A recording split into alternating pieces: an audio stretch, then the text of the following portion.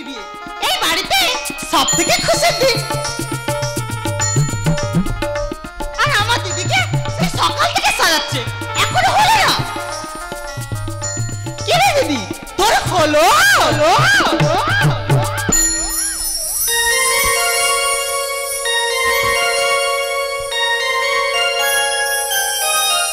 কি দেখছিস? তোকে তোকে আর একটু পরে তো তুই আমাদের ছেড়ে চলে যাবি। দেখ করবি, তুই যদি এইভাবে বলিস তাহলে আমি কিন্তু বিয়ের পিড়িতেই বসবো না। তা বলে কি হয় না দিদি? আজ যে সব থেকে খুশি দিন আমার, আজকে আমি নাচবো আর গাইবো। ছম ছম ছম ছম নুপুরে বাজে নুপুরে বাজে রে, ছম ছম নুপুরে বাজে নুপুরে বাজে রে।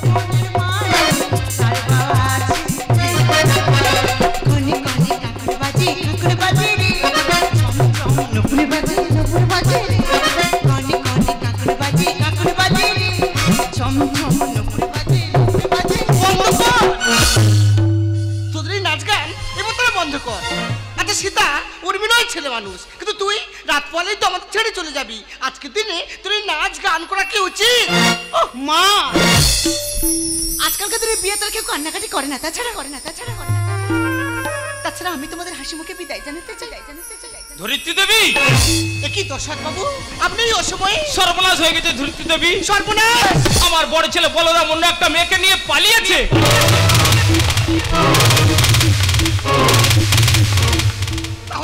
তাহলে আমার মেয়েকে লগ্ন বসতে হবে না। দেখুন, আপনি যদি আমার কথাটা রাখতেন, মানে বলছিলাম আমার ছোট ছেলে রামের সাথে আপনার মেয়েকে। আপনি এই সমস্ত কথা বলতে পারলেন? আপনি ভাবলেন কিভাবে আপনার ওই উলমাদ পাগল ছেলের সঙ্গে আমার এমন সুন্দর মেয়ের বিয়ে দিতে আমি রাজি হয়ে যাব? আপনি কিন্তু চলে যান, আপনি এখান থেকে দাঁড়ান। ভগবান যদি আমার কপালে পাগল স্বামী লিখে রাখে তাহলে আমি রাজি। কোথায় গেলি বিভীষণ? রামকে ভিতরে নিয়ে আয়। চলেন বাবু, ভেতরে চলেন, আজকে আপনার বিয়ে হইবে। তোমার সঙ্গে আমার বিয়ে হবে বুঝি? তোমার সঙ্গে আমার বিয়ে হবে বুঝি? হ্যাঁ, আমি হব আপনার স্ত্রী। আচ্ছা, তুমি আমার ভালোবাসবে? আমি তোমাকে খুব ভালোবাসবো। আচ্ছা, তুমি আমার মায়ের মতো ভালোবাসবে তো? ছোট বাবু,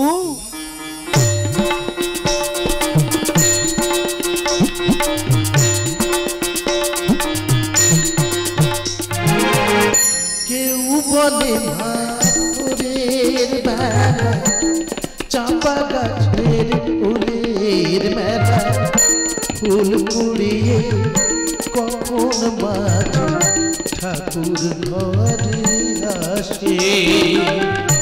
ভোরে ডুবি ফোটার আগে জেগে কত খুঁজি মাকে, চাপা তলায় ঠাকুর ঘরে বাড়ির আশেপাশে। আমাকে মা গেছে ভুলে, পাই না তাকে আর কোথাও। ছোট বাবু, পাখি রে শিকল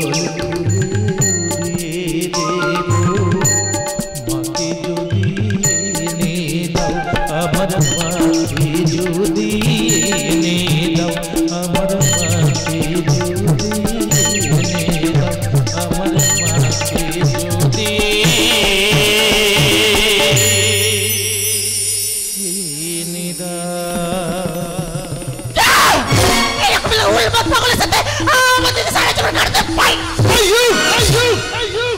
কি বলে আপনি একটা পাগল তাই না? ঠিক বলেছো, ঠিক বলেছো।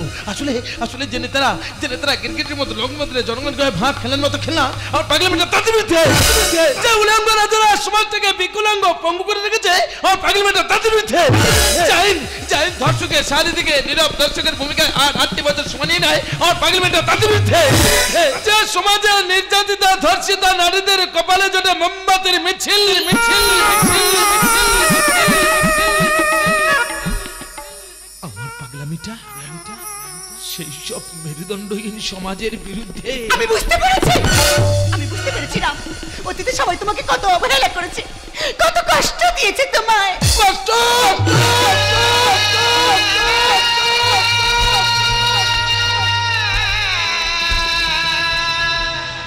কষ্ট কি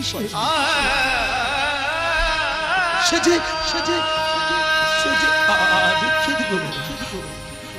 আসলে আমার জীবনের কষ্টের কথা বলো না, কেউ কোনোদিনও জানতে চাই না। সবাই ভাবে ও তো পাগল, পাগলেরই প্রলাপ। জানো প্রতিদিন সকালে ঘুম থেকে উঠে যখন অনুভব করি আমাদের দেশের 100% মানুষের মধ্যে এখনো 73% মানুষ অশিক্ষিত অন্ধকারে নিমজ্জিত। তাদের মধ্যে 59% বলে নারী। যখন নিজেকে শিক্ষিত বলে ভাবতে আমার কষ্ট হয়। যখন দেখি মহামারীর কবলে পড়ে মানুষ কর্মহীন হয়ে তাদের সন্তানদের অন্তর্বেদী ক্ষুধা নিবারণের জন্য মানুষের দরজা গিয়ে বলে আমায় কিছু সাহায্য করো না, আমি না আমার সন্তানকে 2 দিন হলো কিছু খেতে দিতে পারিনি। তারপর নিজের থালায় ভাত মাছ মাংস দেখে আমার কষ্ট হয়। আসলে আমার এই কষ্টের কথাগুলো না কেউ কোনোদিনও শুনতে চায়নি, কেউ এই কষ্টের ভাগ নিতেও চায়নি। কে বলেছে তোমার কষ্টের ভাগ নেওয়ার কেউ নেই?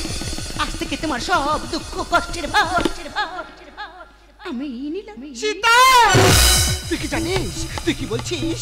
নারীর সুখ স্বাচ্ছন্দ্য বিসর্জন দিয়ে তুই কি পারবি? পারবো মাগো, পারবো। ভগবান রামচন্দ্র যদি প্রীতিসত্য পালনের জন্য 14 বছর বনবাসে যাবার সময় মাতা জানকী তার সব দুঃখ কষ্টের ভার নিতে পারে, তাহলে আমি কেন পারবো না?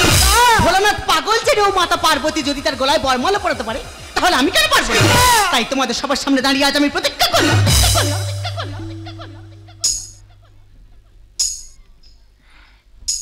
আজ থেকে এই পাগলের সব দুঃখ কষ্টের ভাগ আমি নিলাম।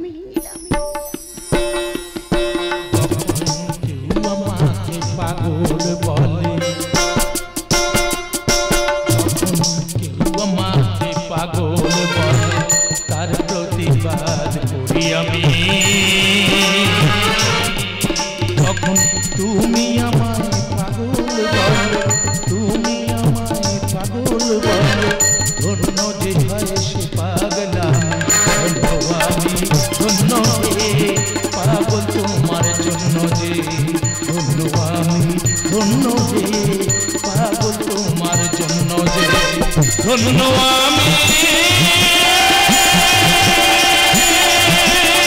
ধন্য যে পাগল তোমার জন্য যে, পাগল তোমার জন্য যে, পাগল তোমার জন্য যে।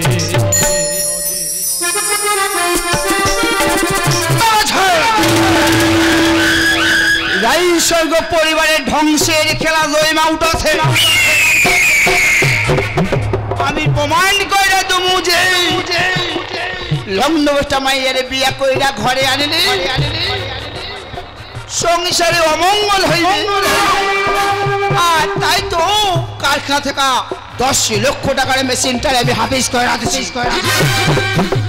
কথাটি শোনা মতন বড় সাহেবের হার্ট হয়ে যায়, 1 মাস হসপিটালে শুয়ে থাকে। আর সেই সুযোগটারে কাজে লাগাইলো আমি আমার নিজের আকারটারে গুছিয়ে ফেলছি। এইবার বৌমণিরে বলে সীতাচারে বনবাসে পাঠাই আমার কামসে করুন না বা কেন পর তো নই আমি হইলাম গিয়া কর্তা বাবুরা আপন মাস্টার ধরে আপন বোনেরা আপন ননদের আপন পোলা ছোটবেলা থেকে এইবারে নুন আমি খাইতাম নুন হারাইমে হইতে পারুম না বিভীষণ কাকা, বিভীষণ কাকা, একি তুমি এখানে আর আমি তোমাকে সারা বাড়ি খুঁজে বেড়াচ্ছি। যাও ছোট বাবুর জন্য খাবারটা নিয়ে এসো। যাইতাছি বৌমণি যাইতাছি। আজ আমি ভীষণ খুশি কারণ যে বোন আমাকে বিয়ে করতে না বলেছিল সেই বোন আমাকে নিজেই নিতে আসছে। আমি প্রমাণ করে দিয়েছি একজন পাগল একটা ভালো মানুষের সঙ্গে থাকলে আবার সুস্থ স্বাভাবিক হতে পারে। दुनिया किसी की प्यार से जन्नत से कम नहीं, एक दिल डूबा दिल है जुगू फूलों से कम नहीं।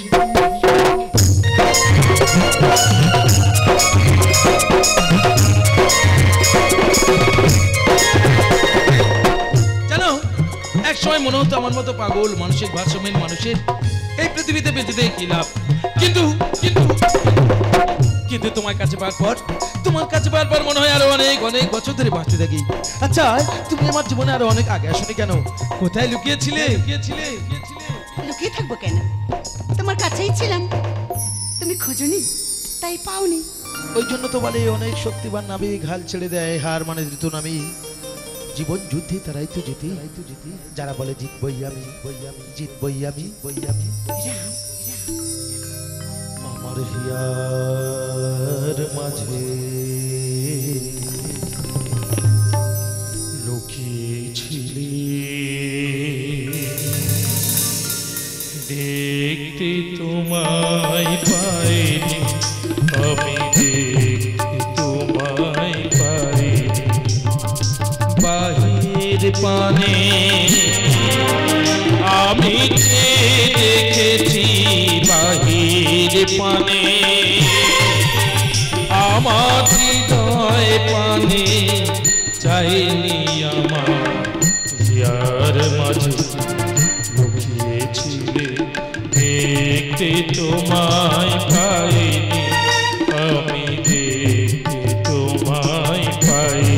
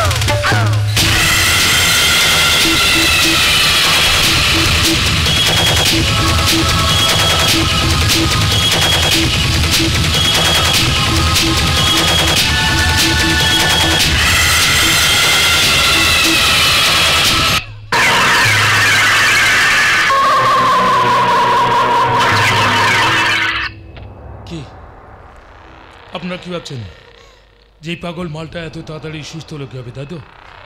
বলবো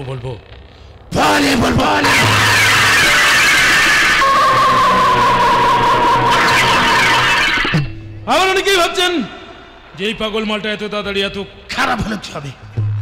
বলবো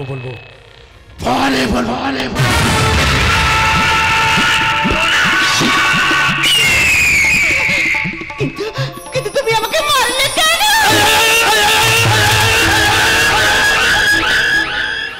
এই প্রশ্নটা তুমি করবে কেন? এই প্রশ্ন তো করবে দর্শক। আর আমি বলবো বলে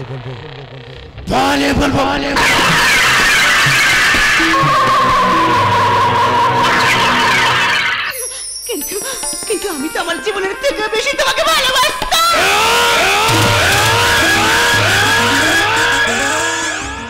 আমার কেউ কোনোদিনও ভালোবাসেনি, কারণ আমি রাম নই, রাবণ। আমার মা ছিল প্রতিভাবাই। দশরথ রায় সর্বজ্ঞ সঙ্গে অবৈধ সম্পর্ক জড়িয়ে পড়ায় জন্ম হয়েছিল আমার, কিন্তু দশরথ রায় সর্বজ্ঞ সেই সম্পর্ক অস্বীকার করায় আমার মা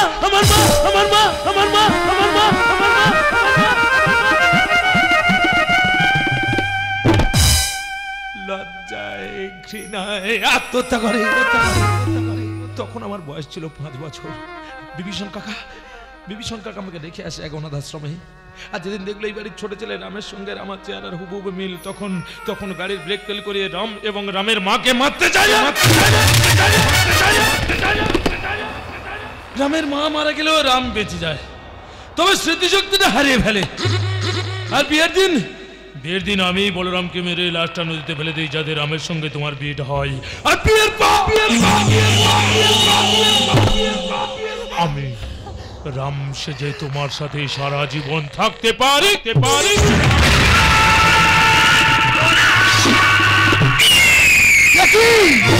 সরু সাহেব, তুই বউ মেরে মারলে কেন? না, মালটা এখনো মরেনি, কই মাছের জীবন। যাও বাইরে অ্যাম্বুলেন্স দাঁড়িয়ে আছে, ভালো কোনো শ্মশান দেখে ওর বুকে মাটি দিয়ে দাও। যাও, চলে যাও। আর করুম না কেন? পর তো নই, আমি হইলাম গিয়া কর্তা বাবুরা আপন, মাতুতো ভাইরা আপন, বোনেরা আপন, ননদের আপন পোলাম। ছোটবেলা থেকে এই বাড়ি নুন আমি খাইতে আসি। আরো খাও। নুন না হারাই আমি হইতে পারুম না। যাও বিষ্ণু কাকা, চলে যাও। বিষ্ণু কাকা গাড়ির শব্দ মনে হয় কেউ এসে গেছে। যাও তাড়াতাড়ি যাও, আবার আমাকে রামের দিকে রাম সাহায্য হবে। যাও বিষ্ণু কাকা, চলে যাও।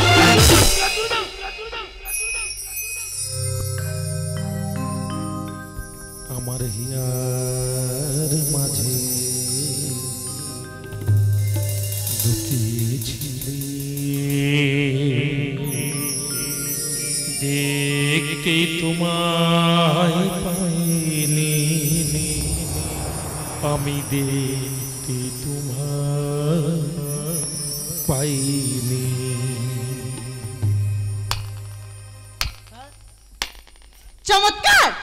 চমৎকার গাইলেন জামাই বাবু।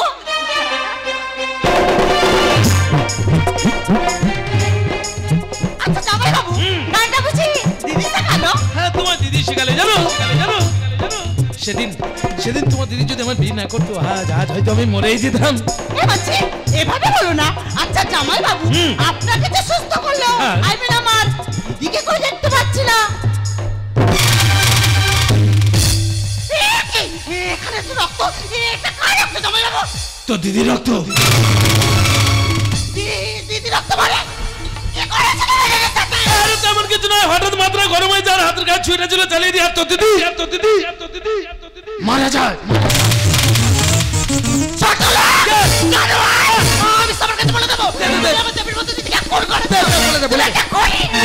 বাবারে, এখান থেকে বাইরে বেরোতে পারলে তবেই তো বলবি না। পিছনে তাকিয়ে থাক, তো বাবা দাঁড়িয়ে আছে, দেখ।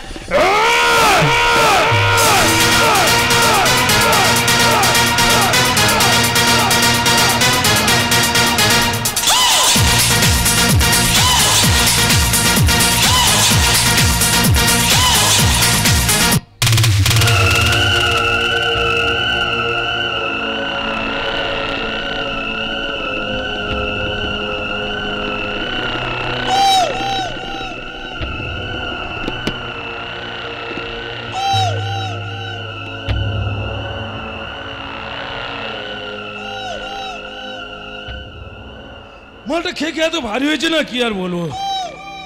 আচ্ছা, প্রথমে দিকে আমার কি মনে হয়েছিল আমি খুব ভালো মানুষ, তাই না? কোনোদিনও না। একদম না। আচ্ছা, ভালো মানুষের কি লাভ? আজ থেকে ভালো মানুষ হয়ে যাবো, কাল থেকে খেতে পাবো না। ভালো মানুষের কি লাভ? কত ভালো মানুষ একসাথে করোনার সময় মারা গেল, কত ভালো মানুষের লাশ গঙ্গার জলে ভাসিয়ে দেওয়া হলো। আমি ভালো হয়ে কি করবো? আমি যদি হয় গুরু, করোনা বিরাট মহাগুরু। কারণ করোনাই আমার শিখেছে কিভাবে নোটের বান্ডেলকে স্যানিটাইজ করে পকেটে ঢোকাতে হয়। এখানেই প্রগতি শুরু। করোনা বিরাট মহাগুরু। টাকার কোনো জাত হয় না, টাকার কোনো ধর্ম হয় না, মানুষের জাত হয়, মানুষের ধর্ম হয়। এ বলে আল্লাহ, ও বলে রাম। আরে এরা নিজেরাই জানে না আল্লাহ আর রাম মিলে হয় আর রাম। তবু দেখো প্রতি বছর সাম্প্রদায়িক হানানিতে কত ভালো মানুষ মারা যায়, তা আমি ভালো হয় কি করবো? কত ভালো মানুষ একসাথে বেঁধেছিল ঘর, সবকিছু উড়িয়ে নিয়ে গেল বাবা, আমফান ঝড়, তা আমি ভালো হয় কি করবো? আমি ভালো মানুষ হতে চাই না, আমি চাই শুধু টাকা টাকা, মোটো টাকা। টাকা নিচে যাওয়া থাকবে ভালো মানুষের লাশ, আর তার উপর বানাবো আমি আমার ক্ষমতার প্রাসাদ। এক মিনিট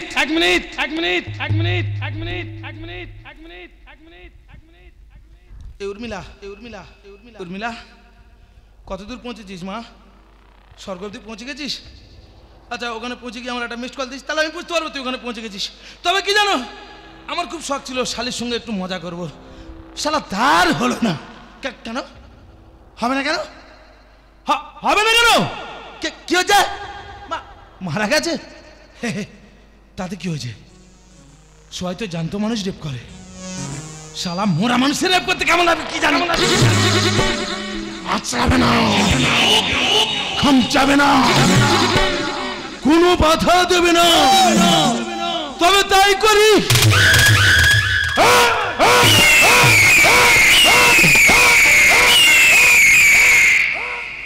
কি হয়েছে?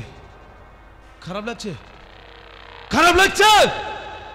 মঞ্চ থেকে চোখটা পিছনে করে দেখুন, মঞ্চ থেকে চোখটা পিছনে করে দেখুন, দেখবেন আপনার এলাকায়, আপনার শহরে, আপনার নগরে, আপনার পাশের বাড়িতে প্রতি বছর, প্রতি মাস, প্রতি সপ্তাহে, প্রতিদিন, প্রতি মুহূর্তে এইসব ঘটনাই ঘটছে। তখন খারাপ লাগে না? তখন প্রতিবাদের ভাষা থাকে না? তাহলে আজ কেন প্রতিবাদ করবেন? যা দেখাবো চুপচাপ বসে থাকবেন।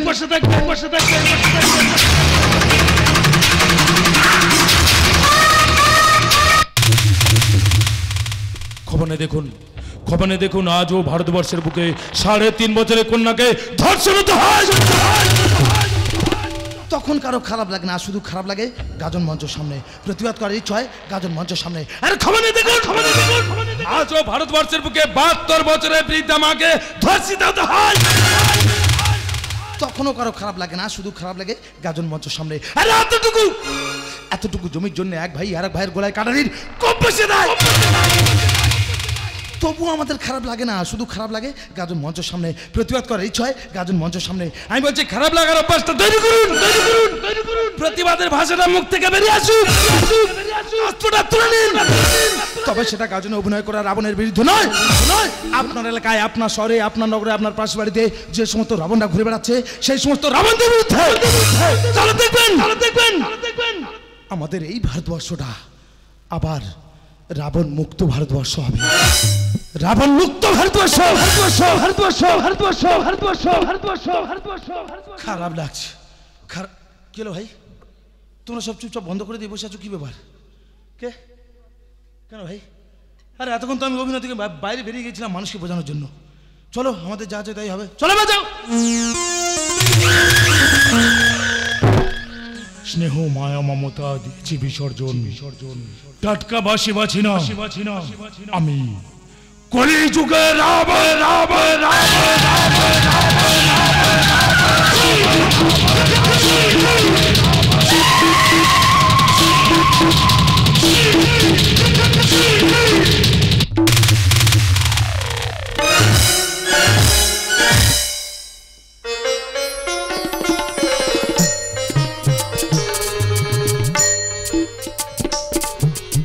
আজ দেখতে দেখতে 15 দিন হয়ে গেল আমার ছোট মেয়ে উর্মি এই বাড়িতে এসেছে আমার বড় মেয়ে সীতাকে নিয়ে যাওয়ার জন্য, কিন্তু ওদের কোনো খবর না পায় আবার আমাকে এখানে আসতে হলো। কিন্তু বাড়িতে তো কাউকে দেখতে পাচ্ছি না, সব গেল কোথায়? এ কি বিয়ান, ভালো আছেন? কখন এলেন? এই তো কিছুক্ষণ। আপনি ভালো আছেন বেয়াই মশাই? হ্যাঁ, আমি ভালো আছি। কিন্তু মেজামাইকে দেখছি না। তা তো আমি জানি না, আমি 1.5 মাস হসপিটালে ভর্তি ছিলাম, আজ ছুটি হয়েছে তাই বাড়িতে চলে এসেছি। সে কি, তাহলে সব গেল কোথায়? কে বলতে পারবে ওরা এখন কোথায় আছে, কেমন আছে? আমি জানি। ওই শয়তানটা কোথায় আছে? শয়তান? কে শয়তান? কার কথা বলছিস? আপনার বাদে এতদিন যে রাম সেজেছিল সে আসলে রাম নয়, রাবণ। তুই কি বলছিস? ঠিকই বলছি বড় সাহেব, ঠিকই বলছি। রাবণ হলো প্রতিমা মায়ের গর্ভজাত তোমারই ঔরজাত সন্তান। একদিন সম্পত্তি লোভে রামের বিয়ের পর রামকে জড়াইয়া ফেলে ওই শয়তানটারে এই বাড়িতে আমি আনছিলাম। যেদিন বউ বলে চুরি মায়েরা আমারে রাজটা শ্মশানে পুঁতে দিতে বলে। তুই নাই বাবু, তুই নাই। আমি বউমণি মোহ শ্মশানে গিয়ে মাটি খুলতেছি, তখনই হঠাৎ আমার ফোনে খবর এলো আমার ঘর বাড়ি সব আগুন লাগা পুইরা গেছে। তাহলে বুঝছিলাম আমাগো পাপের সাজা। তাই বউ বলে চাচ্ছি, তবে ওই শয়তানটা মনে হয় উর্মিকে মায়েরা ফেলাছে।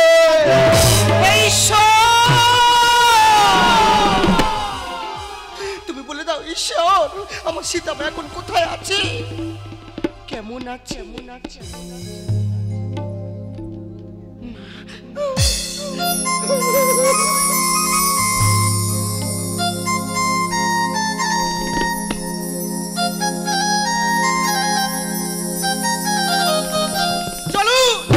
চলুন বিআই মশাই, আমরা সবাই মিলে ওই শয়তানটার বিরুদ্ধে থানায় নালিশ জানাই। ওই শয়তানটা আমার রামকে সরিয়ে আমার সাথে ভালোবাসার অভিনয় করেছে। ও আমার একমাত্র আদরের বোনকে আমার কাছ থেকে কেড়ে নিয়েছে। তাই ওই শয়তানটার উপযুক্ত শাস্তি আমি দেব। বিভীষণ কাকা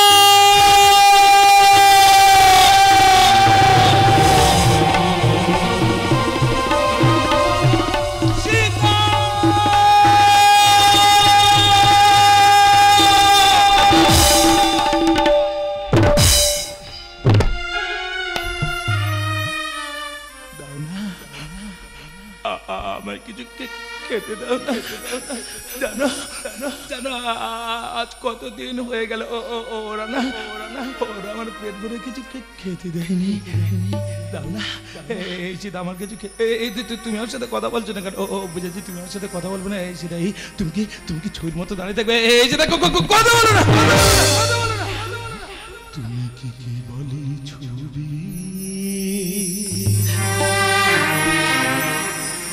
শুধু পটে লেখা, ওই যে সুদূর নিহারিকা যারা করে আছে আকাশের ওই যারা দিন রাত্রি আলো হাতে চলিয়াছে আধারের যাত্রী গ্রহ তারা। তুমি কি তাদের মতো সত্য?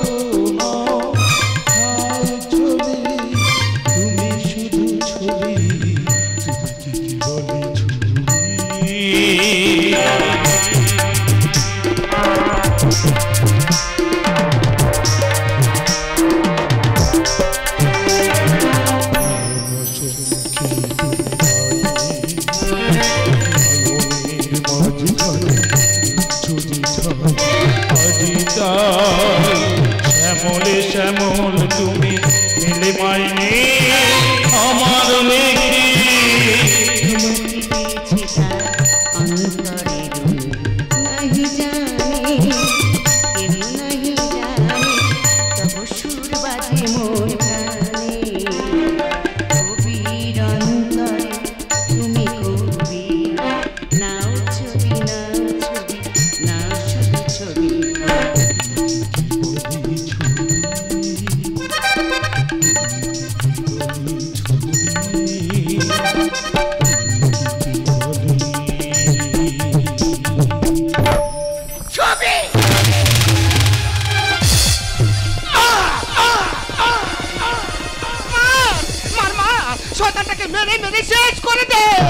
আমার রাম এসেছে আমার সাথে ভালোবাসার অভিনয় করার জন্য।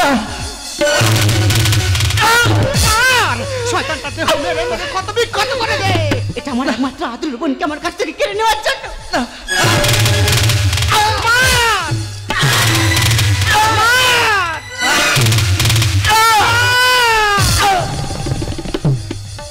কি সীতা দেবী, আপনি রামবাবুকে মারলেন কেন?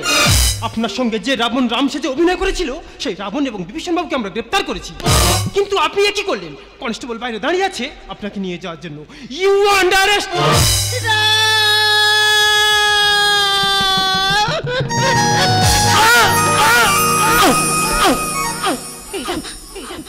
তুমি বিশ্বাস করো, আমি তোমাকে মারতে চাইনি।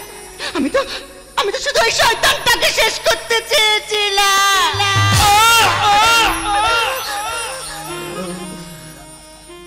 ভালোই তো করেছিল, ভালোই তো হলো। এই পৃথিবীতে আমার বলে আর কেউ রইল না। আমি যদি বেঁচে থাকি তোমার বার মনে হবে এটা রাম না রাবণ।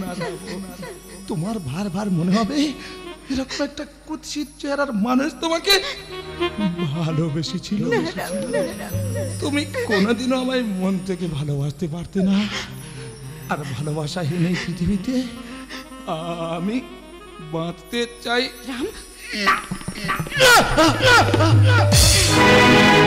শুধু একদিন ভালোবাসা নেই তুই তারপর,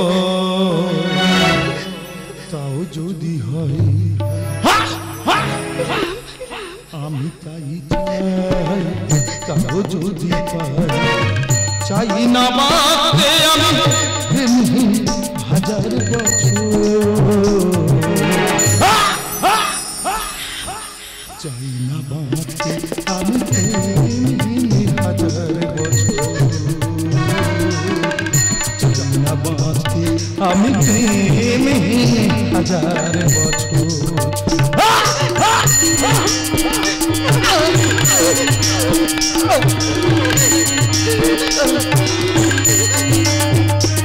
যদিও চোখে রোশনি জ্বালা শুধু একবার,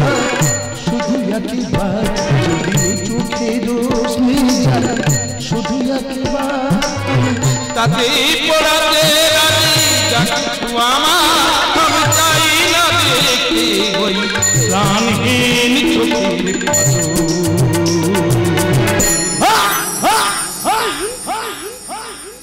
না বাঁচতে আমি হাজার বছর, না বাঁচতে আমি হাজার বছর, না বাঁচতে আমি হাজার বছর।